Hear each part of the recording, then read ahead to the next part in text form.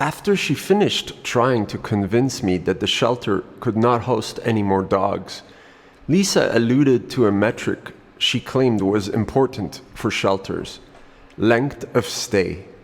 Length of stay measures the average number of days a dog, or cat, or whatever, remains at the shelter. So for instance, if Poopsie-Doo stays 4 days, Gino 10 days, etc., then you may perhaps end up with a length of stay at the shelter level of 12 days for dogs.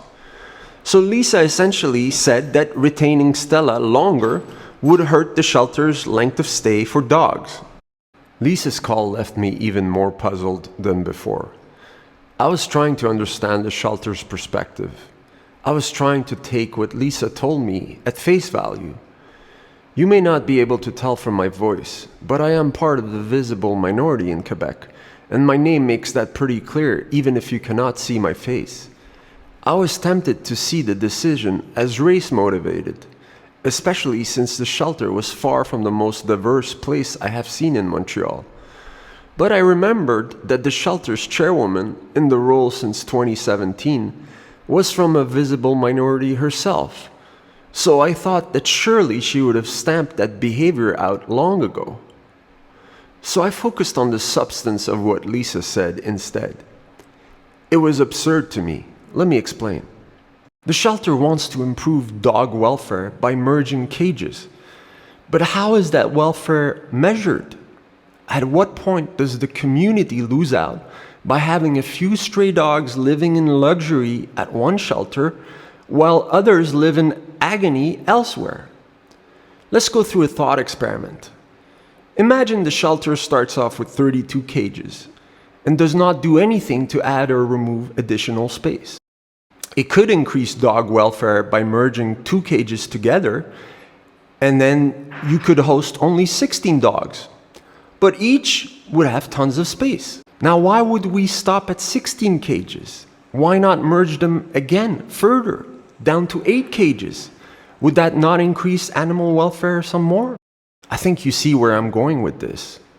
Without some sort of metric to follow, research to base the animal welfare on, what stops us from going to a single cage?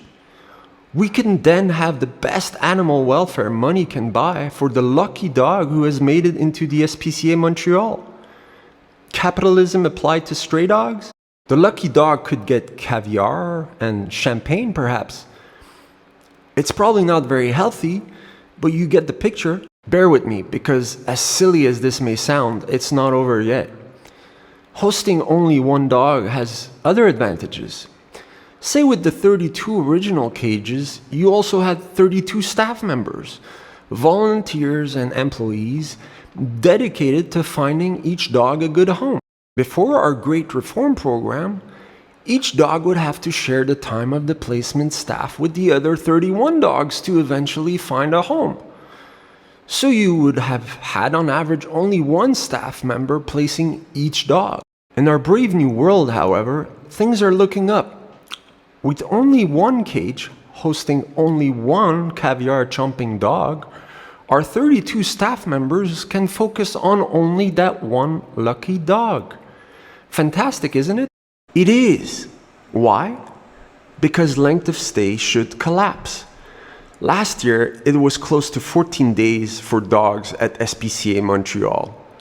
Merging down cages, freeing up staff members to focus on less and less dogs should lead to a drop in the length of stay, no?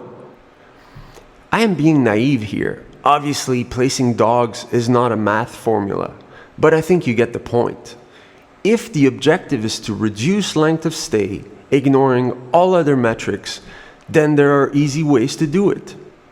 In episode 5, I show using the numbers the shelter provides each year that this is precisely what seems to be happening at the SPCA Montreal, whether consciously or not. By the way, next to the 0.4, you may have noticed a sign for footnote 8. You will find more of these from now on, and you can get more information about them at the very end of the series of videos.